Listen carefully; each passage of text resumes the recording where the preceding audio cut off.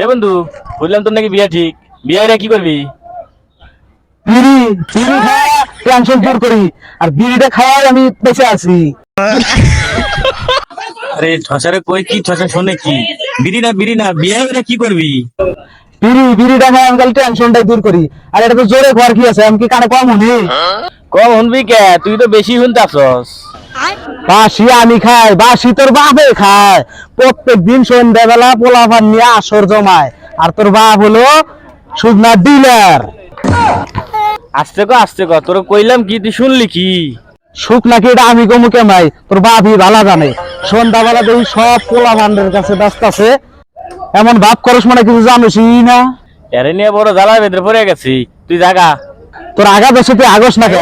কয়দিন তুই যোগদারের মধ্যে আগলি, আমি পাহারা দিলাম। তো চিল্লা কর কি আছে? তোর আগা দেশে না আগে আমি পাহারা দেই।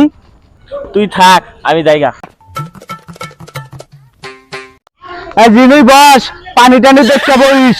ওই যে ওই দিন আঁকছস, দুগলা গাছের সাথে এমনি করে ঘষা দিছস, দেখছি আমি। এই রাস্তাঘাট আর গাড়ি না বার হন যেত না। গাড়ি না বার হলে হয় ছাগল পরে, হয় মুরগি পরে। হরেন দিলে তো মানুষ তো কানে শোনে না। মানুষ আজকাল কানে শোনে না, কি এক অবস্থা, কি এক বিধি কিস্তির মতো পড়ে গেছি গা মানুষ। হে মিয়া, ঠসা নাকি? এত বললে হরেন দিলাম, কানে শোনান যায় না?